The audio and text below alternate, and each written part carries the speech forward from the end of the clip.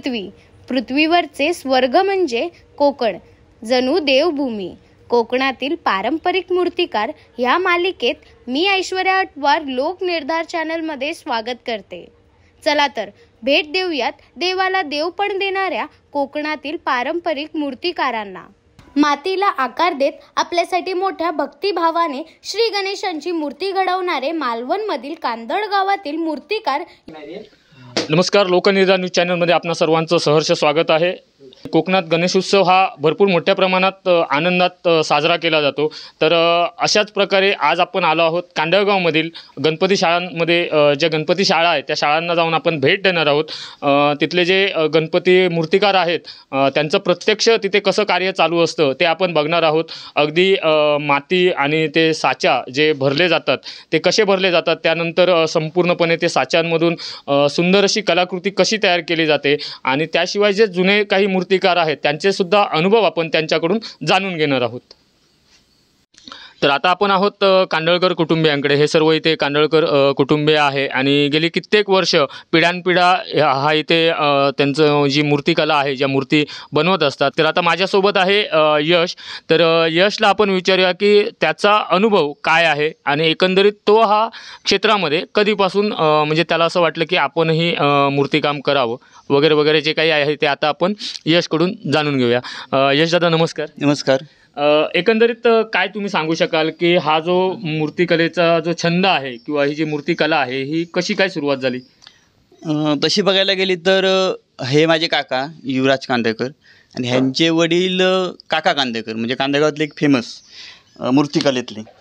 तर ह्यांनी जवळजवळ त्यांच्या लहानपणापासून ती घेतली. म्हणजे मी माझ्या लहानपणापासून त्यांना बघत होतो. आता ते हयात नाही आहेत, त्यानंतर आता हे चालवत आहेत आणि आम्ही त्यांना मदत करतो आहे. तर ही माझ्या अंदाजे जवळजवळ 70 वर्ष झालीत ह्या मूर्तिकलेला आम्ही काम करतो आहे.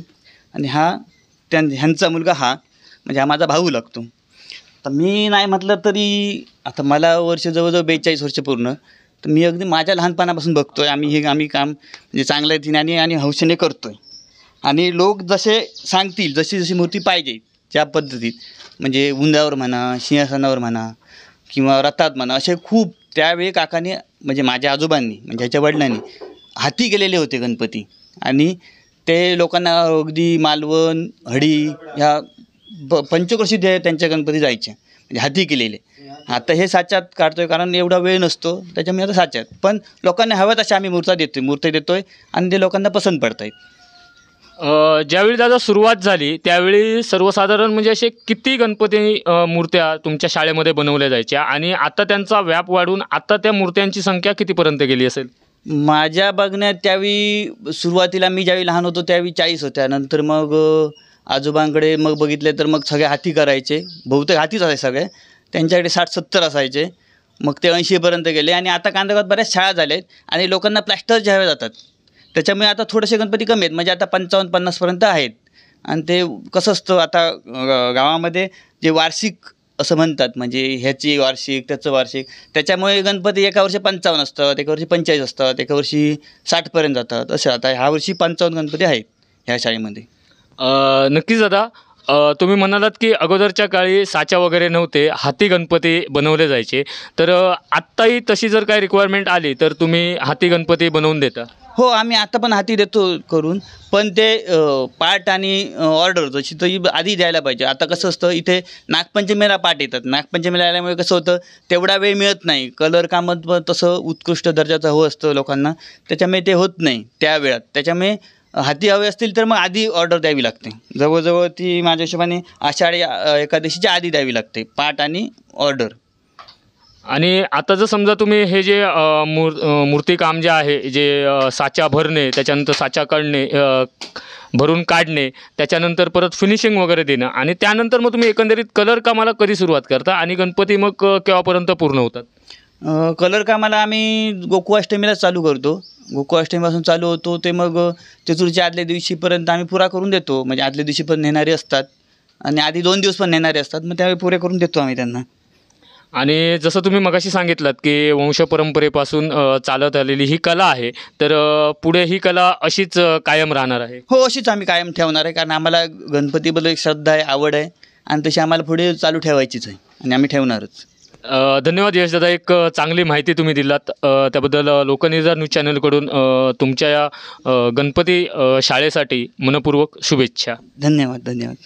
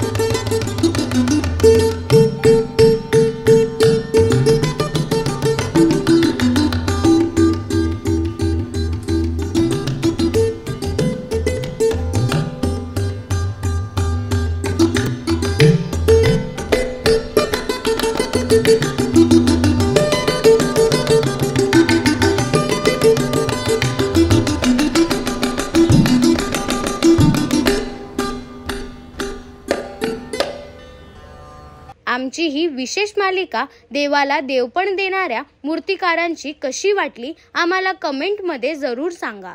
बोला गणपती बाप्पा मोरया. भेटूया पुढील भागात अशाच एका कोकणातील पारंपरिक मूर्तिकारांना. तोपर्यंत लोकनिर्धार न्यूज चॅनलला सबस्क्राईब करायला विसरू नका.